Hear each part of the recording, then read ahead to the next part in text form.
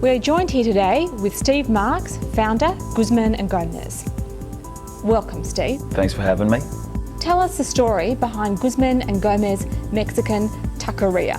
Like a taqueria in Mexico is, you'll see all over the streets. I just got back 2 weeks ago and I eat tacos for breakfast, lunch, and dinner. And you'll see them on this, it's Mexican street food.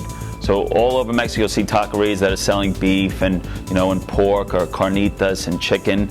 And I guess for me, I grew up in New York and I grew up with all Latins and I love Mexican food. And when I got to Australia, I realized that out of all the beautiful cuisines that were here in Australia, Mexican was just so poorly done, and something had to change. And for us is that we wanted to develop a real, contemporary brand to showcase, the street food of Mexico. What makes Guzman and Gomez a different food concept to what's out there at the moment? Well, I guess there's 2 points. First, Mexican. The Mexican food that was being done here, to me, was just so poorly interpreted. And to me, Mexican food is best done on a street level, talking burritos, tacos, quesadillas. And for us, nobody was doing it in the market. In the United States, you had this thing called fast casual, which was restaurant quality food served fast. And there was that whole market here in Australia was untapped. So for us, we saw 2 opportunities. One, to introduce real Mexican food and to really develop the fast casual segment in the market in Australia. For me, living in Australia, I've been here for 7 years. In the beginning, all you had was traditional fast food, your Hungry Jack's, your McDonald's, and restaurants. And there was nothing in between except for cheap Thai food, which is everywhere, and chicken shops. So, and my background, in finance was that, if there's any economic uncertainty, I think that, first of all, GYG makes food that people crave. It's priced incredibly well that we would really be successful during those times. And it's worked, which is very exciting to us. Why is transparency so important in your business? For example, the nutritional food brochure. I think a lot of people, when they see fast food, and I wouldn't really classify us as fast food, we're sort of, I guess gourmet fast food, but it's all, it's fast casual, but there's no waiting service and you actually order at the counter. So it has that element of fast food, but everything else is completely different, and which is basically the high quality ingredients that we use, But for us is that, you walk into a GYG and all the kitchens are completely open. And that was part of the reason that Mexican food here was just so stodgy, and it was just so much cheese and fried beans that we wanted to showcase, hey, listen, look how clean our kitchens are. You can see all the avocados in the baskets. You can see them making guacamole fresh, 2-3 times a day, along with our salsas. They're actually grilling the chicken and grilling the steak, and we slow roast our meats. There's no microwaves, and that was very, very important to us. And it's really caught on because, which is a pretty interesting demographic. 60% of the people that come to GYG are women. I don't know what other fast food company or fast casual company, really has those kind of results. I've heard you often talk about the Guzman and Gomez family. What does this mean? I think for me, working on Wall Street for so long, that culture is so important. And one of the reasons why I left Wall Street was just because of the greed. I just thought it was just unbelievable. And I was betting on everybody else's company. And I wanted to build my own company that was based on the level that everybody has complete respect for one another, regardless if it's your first day at GYG and you're working on the grill, or you're myself, who's a managing director, or Robert Hazen, who's my CFO, who's also, I've known since I'm 4 years old, from New York. It's one family.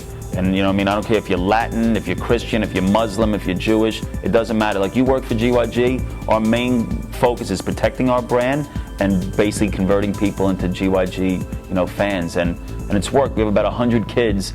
And GYG first opened in Newtown in October 2006. And we have some new investors in who I can't really say who they are, but they're probably the most successful fast food people in the world, and definitely in Australasia. And I think one of the biggest reasons why they came on board, besides obviously the food and the company, was that nobody ever left. And for them, it was a huge sign of their confidence in management and how we run the company. And I love these kids. My mom's just in from New York. I took her into a couple stores, and she doesn't believe that these kids don't own these stores and that they work for us. And it's worked. And we put them through culinary school. We put these guys through college, and it's an investment that we're making now that we believe that GYG is going to be, a really successful large company, and these kids now are going to run it. Is there any exciting news you can share with us? Well, I can't really say who it is, but in December we sold 25% of Guzman y Gomez to like I just mentioned before, a pool of investors, about 5 of them that formed an entity, and in the next couple of months we'll be able to say who they are, but nobody in Australia or Australasia has more experience in the fast food market than these guys do. And it's the first time they've invested in food besides their previous venture, which they ran for, which is still going, they're not involved with for the past 30 years.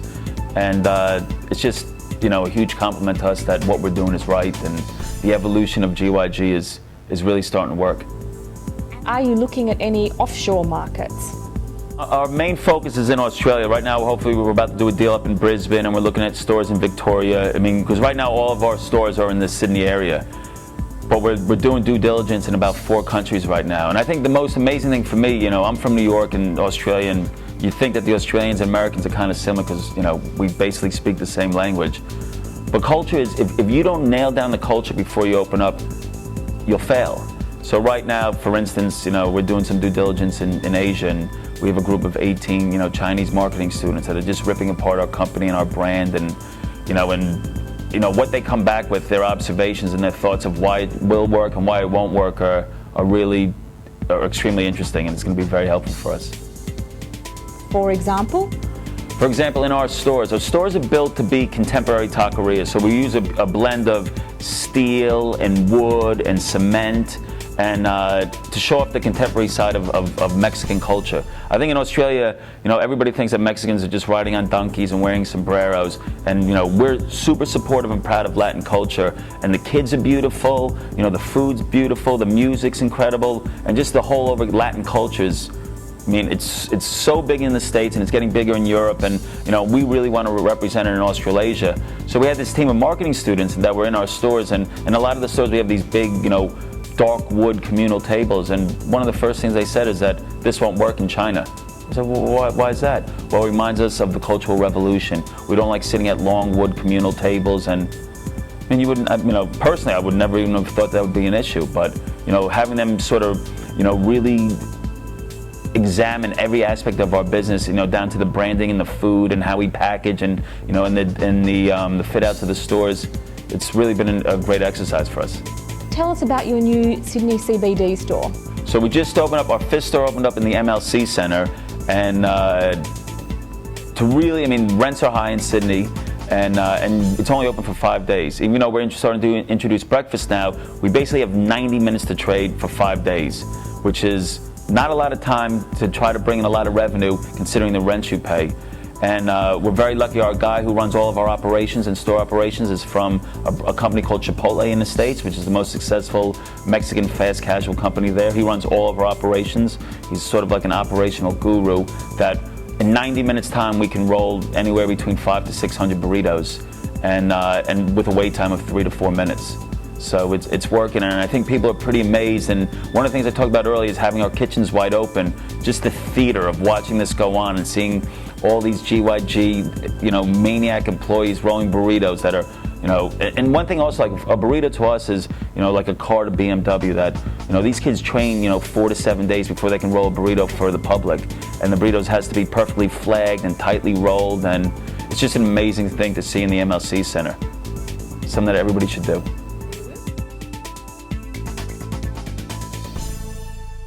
No, I just think, for Mexican food, which is what's really exciting, is that, the more and more people that come in and try GYG, they've definitely become loyal customers to us. And now you're starting to see in Australia a lot of people starting to pop up with Mexican restaurants, like sort of like an imitation of what GYG is doing, which is, it's kind of flattery to us.